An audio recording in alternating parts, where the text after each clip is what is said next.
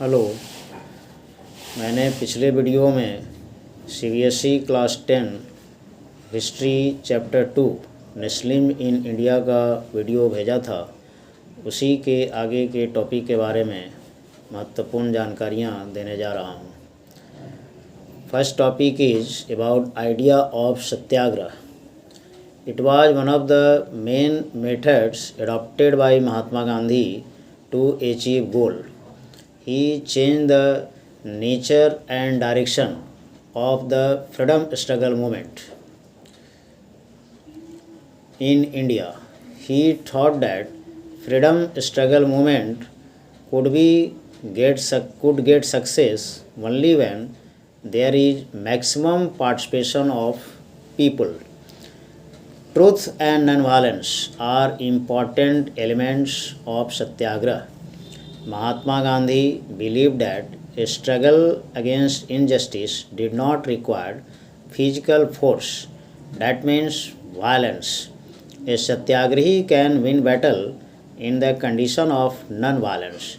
It is because there is maximum participation of people in non-violent movement. It could make more pressure over the government for accepting the demand. Mahatma Gandhi adopted the idea of Satyagraha in India at first in Champaran Indigo movement 1917. It was against indigo planters. Peasants of Champaran were compelled to cultivate indigo in their most fertile soil. Mahatma Gandhi led this movement. It was almost successful movement because now peasants of Champaran were not to be compelled to cultivate indigo in their most fertile soil. Second movement led by Mahatma Gandhi in the beginning was Khera peasant movement. In 1918, Khera is in Gujarat. The British government increased land revenue tax in Khera, but the production of crop was affected due to adverse weather condition. The peasants wanted to pay tax at the old rate. Ultimately, the British government agreed that peasants will not be compelled to pay tax at new rate. They can pay tax at old rate. It was also a successful movement.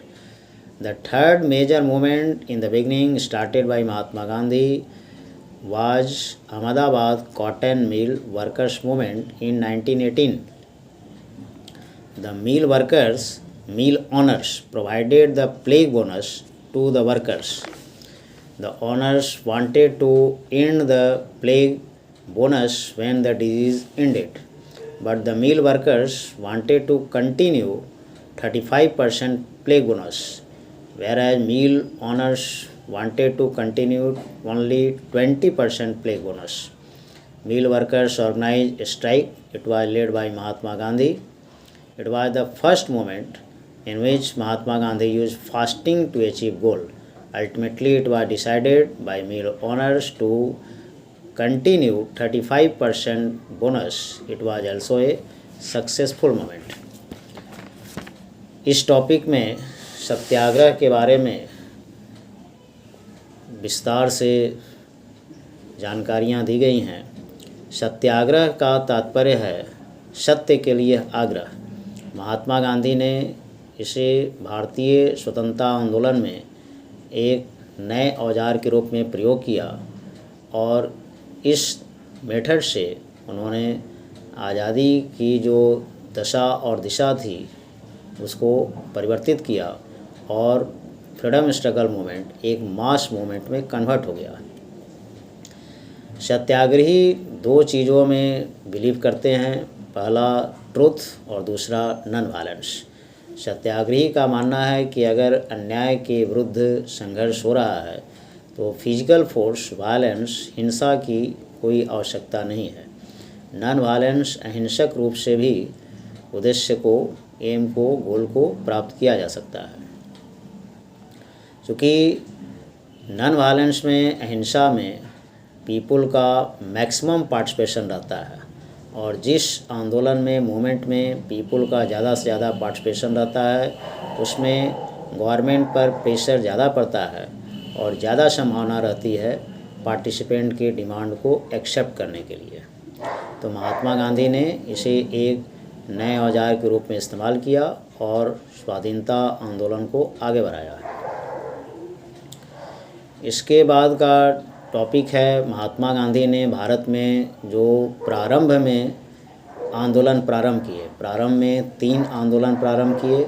1917 में Champaran Indigo movement, 1918 में खेरा peasant movement और 1918 में ही अहमदाबाद मिल workers movement.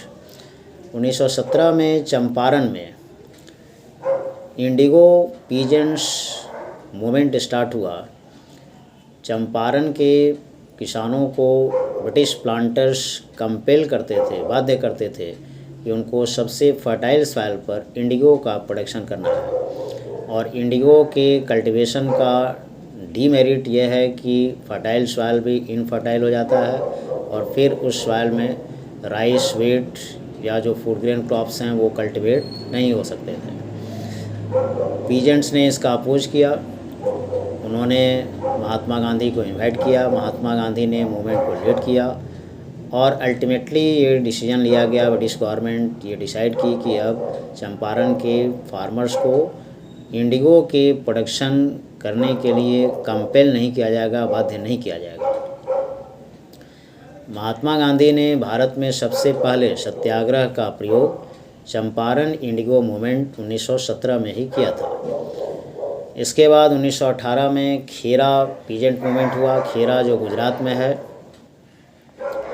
यहाँ का जो soil है बहुत ही fertile soil है। ब्रिटिश गवर्नमेंट ने लैंड रेवेन्यू टैक्स को इंक्रीज किया, लेकिन उसी समय खेरा में एडवर्स वेदर कंडीशन आया, मौसम अनुकूल नहीं रहा और क्रॉप का प्रोडक्शन एडवर्सली इफ़ेक्टिव हुआ, क्रॉप का प्रोडक्शन ज़्यादा नहीं हुआ। तो खेरा के फार्मर्स गवर्नमेंट से ये रिक्वेस्ट किए कि हम लोग पुराने रेट पर टैक्स देंगे। ब्रिटिश गवर्नमेंट एग्री नहीं हुई। अल्टीमेटली मूवमेंट स्टार्ट किया गया जो कि महात्मा गांधी ने लीड किया और इसके बाद ये अल्टीमेटली डिसीजन लिया गया, ब्रिटिश गवर्नमेंट एग्री हुई कि पीजेंट्स खेरा के ओल्ड रेट पर भी टैक्स पे कर सकते हैं, उनको न्यू रेट पर टैक्स पे करने के लिए कंपेल नहीं किया जाएगा। तो ये भी ऑलमोस्ट सक्सेसफुल मूवमेंट था। तीसरा आंदोलन जो बिगनिंग में महात्मा गांधी ने किया वो अहमदाबाद मिल वर्कर्स मूवमेंट था। अहमदाबाद में मिल वर्कर्स मूवमेंट जो प्रारंभ हुआ वो मिल ऑनर्स जो प्लेग बोनस, प्लेग एक डिजीज़ है और प्लेग बोनस मिल ऑनर्स ने मिल लेबर्स को दिया था इस बीमारी में हेल्प करने के लिए, सपोर्ट करने के लिए। प्लेग बोनस के एंड होने, प्लेग डिजीज़ के एंड होने के बाद मिल ऑनर, मिल के जो मालिक थे, उन्होंने ये डिसीजन लिया कि अब बोनस को समाप्त कर दिया जाए, जबकि मिल वर्कर्स इसे कम से कम 35% कंटिन्यू करना चाहते थे, जबकि मिल मालिक का कहना था कि सिर्फ हम 20% ही दे सकते हैं। अल्टीमेटली मूवमेंट स्टार्ट हुआ जिसको महात्मा गांधी ने लीड किया and it was the first movement in which Mahatma Gandhi use fasting. ये पहला मूवमेंट था जिसमें महात्मा गांधी ने फास्टिंग का यूज किया और अंततः ये ब्रिटिश गवर्नमेंट, अंततः मिल ऑनर्स, मिल के मालिक ये सहमत हुए कि ठीक है 35% प्लेग बोनस कंटिन्यू रहेगा।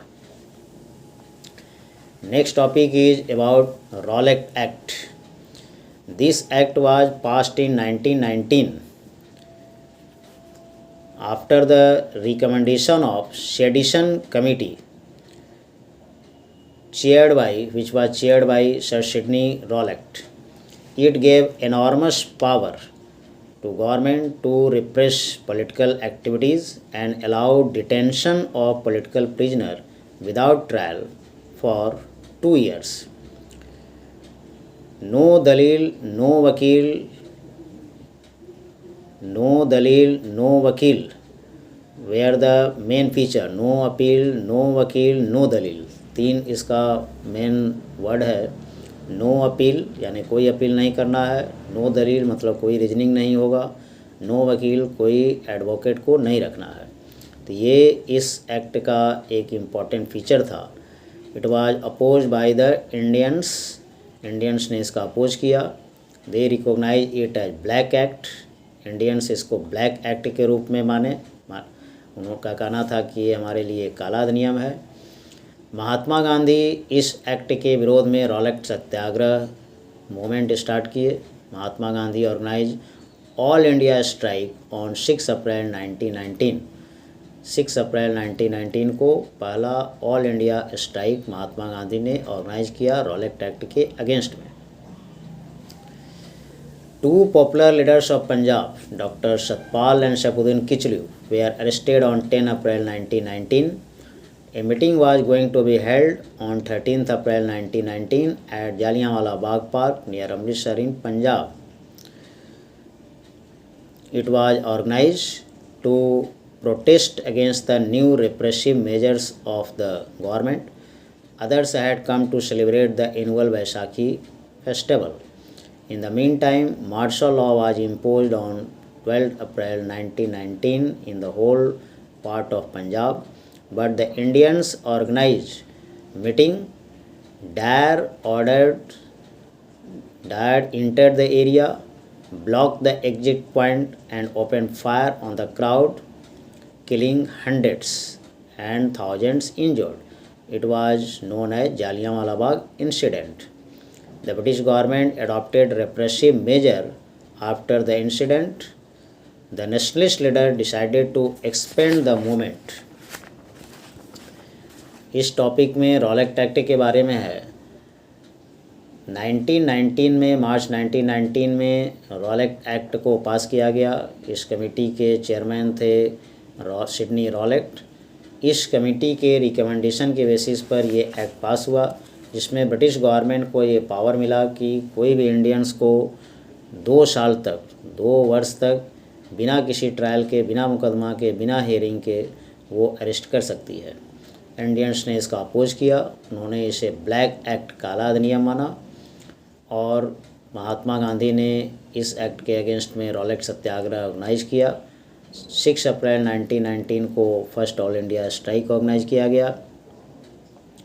इसके बाद ब्रिटिश गवर्नमेंट ने रिप्रेसिव पॉलिसी स्टार्ट किया और कई लीडर्स को अरेस्ट किया गया। 10 अप्रैल 1919 को पंजाब के 2 पॉपुलर लीडर थे, सैफुद्दीन किचली और सतपाल, इनको अरेस्ट किया गया। इसके बाद इंडियन नेशनलिस्ट लीडर ये डिसाइड किए कि 13 अप्रैल 1919 को अमृतसर में जालियांवाला बाग पार्क में एक मीटिंग ऑर्गेनाइज किया जाए। इस मीटिंग के 2 रीजन्स थे। पहला रीजन तो रॉलेट एक्ट का अपोज करना था और दूसरा रीजन था कि 13 अप्रैल को हर साल पंजाब में एनुअल फेस्टिवल बैसाखी सेलिब्रेट किया जाता है। तो ये 2 रीजन्स थे जिससे कि जालियांवाला बाग पार्क में मीटिंग ऑर्गेनाइज होने वाला था। लेकिन एक दिन पहले 12 अप्रैल 1919 को पूरे पंजाब में मार्शल लॉ इम्पोज किया गया। इस मार्शल लॉ में आर्मी रूल में प्रोविज़न था कि कोई भी मीटिंग या रैली ऑर्गेनाइज करने के लिए ऑथराइज नहीं था, मीटिंग या रैली नहीं हो सकता था। लेकिन इसके बाद भी इंडियंस मीटिंग ऑर्गेनाइज किए, जिसमें जनरल डायर ने इंटर किया, एग्जिट पॉइंट निकलने का जो रास्ता था उसको बंद कर दिया और फायरिंग का ऑर्डर दिया, जिसे जालियांवाला बाग मैसेकर कहते हैं।